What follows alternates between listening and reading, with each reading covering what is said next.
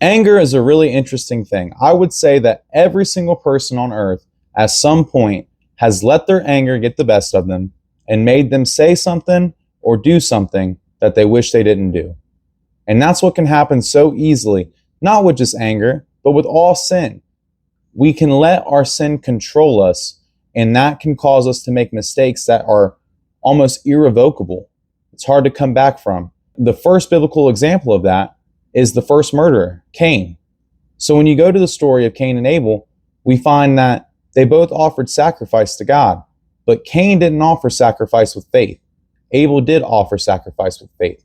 So God, because he always appreciates faith. If you read the Bible, God always loves faith. You have to have faith when you sacrifice with obedience. Everything has to be done in faith. And if it's not done in faith, then it's pointless. So he favored Abel's sacrifice over Cain's because it was given in faith, where Cain's wasn't. Cain gets upset, probably feeling a little jealous, probably feeling just anger and rage because his sacrifice wasn't revered the same way his brother's was, even though at the root of it, it was his own fault. But either way, he's feeling that anger, right? Now God comes to Cain in Genesis chapter 4, verse 6 through 7, and he says, Cain, why is your face downcast? In other words, why are you upset? Why are you looking miserable, essentially? Why are you looking sad? God says, if you do what is right, won't you be accepted? But if you do what is wrong, sin waits at your door to devour you, but you must rule over it. That's so important. People don't understand. And I've seen it in my own personal life.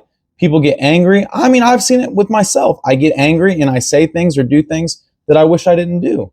It's really not even something that I meant, but in that moment, my rage controlled me. My rage took me, devoured me. And this is what God is warning Cain about before he commits the first murder. He's saying, I know you're upset, but if you do what's right, you'll be accepted. But you can't sit here and hate your brother and blame him for all your problems. You already know you didn't do what is right. That's why you didn't offer your sacrifice in faith. So God's trying to tell him, do what is right and you'll be accepted. And then he's also warning him, if you do what is wrong, that sin will devour you. It will take you. It will make you do things that you don't want to do. It'll push you farther than you ever intended to go. And that's exactly what sin does. It gets a foothold on your life and it pushes you farther and farther than you ever thought you were going to go. Anger is the beginning. Murder is the end. And what did Cain end up doing with his brother? The very next verse is Cain was in the field with his brother and he killed him. Killed him. You can't take that back. Even if God forgives you for a murder, which God is faithful and just and he will forgive murderers. And if people don't like that, they can just deal with that because God's a graceful and merciful God. But he will forgive murderers.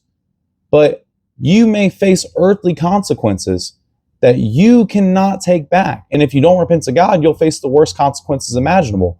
But your rage can cause you to commit an action that literally leads to major, major problems in your entire life, leads to a road where you can't take back what you did, and you may wish you could. How many people right now, men in prison, let their pride get hurt and they got angry because somebody mocked them, so they killed them or beat them, and now they're in prison. People make mistakes because of anger. They let their sin control them. And this is the first murder in the Bible. So what is the lesson that God is trying to teach Cain before he commits the act? The lesson is control your sin. Do not let your sin rule over you. You cannot control what other people do to you. People are going to wrong you. People are going to mock you. All these things are going to happen in life. You cannot control it. So what can you control? The only thing you can control is how you react to it. That is the only thing you can control. How are you going to react? Are you going to repay evil with evil? Or are you going to show kindness and forgiveness to break the cycle? Because if there's no kindness and forgiveness, if you always just respond evil to evil, anger to anger, there's no breaking the cycle. Romans chapter 12, verse 18 says, if it is possible, as much as depends on you, live peaceably with all men. What's that saying? As much as it comes on you, as much as it depends on you, you live peaceably with other men. So what else is that teaching you there? That sometimes you can't live peaceably with people. Sometimes they won't allow you to live peaceably with them. That happens too. But as much as depends on you, you live peaceably with those people. Proverbs chapter 16, verse 32. He who is slow to anger is better than the mighty, and he who rules his spirit than he who takes a city. Even a great king in charge of many, many armies that goes and takes a city, he's not as great as a man that can control his anger, control his rage. Proverbs chapter 19, verse 11. The discretion of a man makes him slow to anger, and his glory is to overlook a transgression.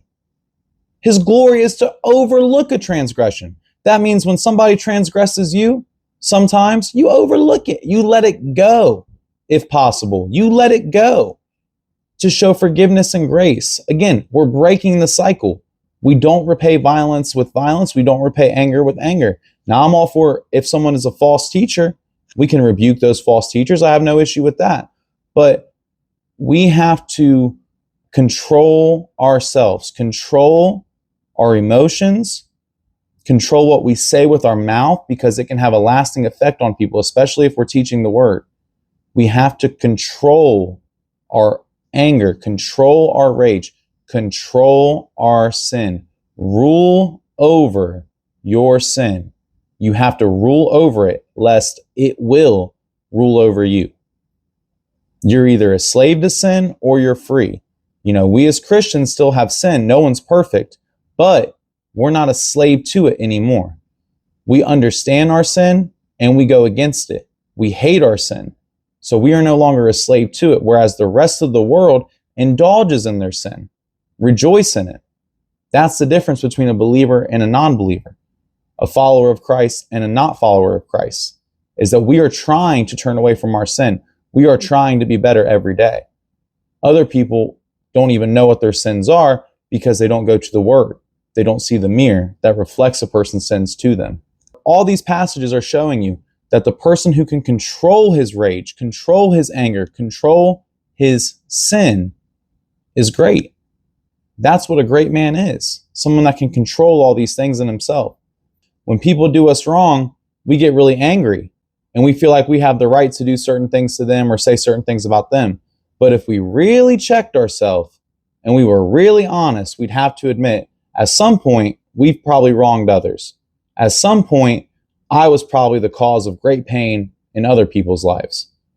And whether they forgave me or not, even if they didn't forgive me, who am I to sit here and say, I'm not going to forgive others or I'm going to treat others this way because they acted a certain type of way, where if I really searched my heart, I may have acted that same exact way in different circumstances or maybe in my past.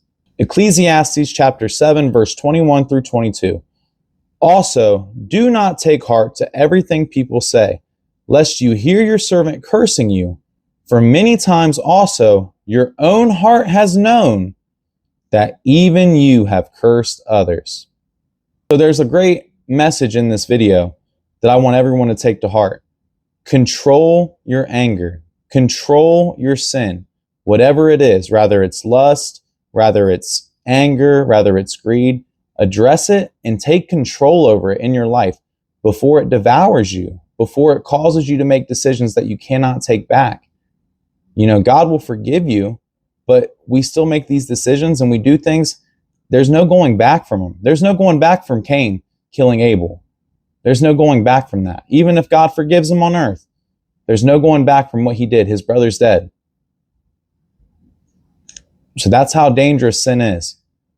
If someone comes out here and they get me to a point where I'm so upset and I'm so rageful and I beat them and I cause harm to them or I commit crime against them, I've made a decision based on my rage that's going to lead to pain and suffering, not just for those persons that came at me, but for me, myself, and my future.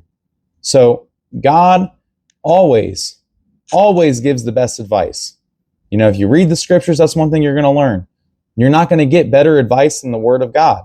He told the first murderer before he did it, rule over your sin. Don't let sin control our actions. Don't let temptation and the earthly desires cause us to do something that we're going to regret.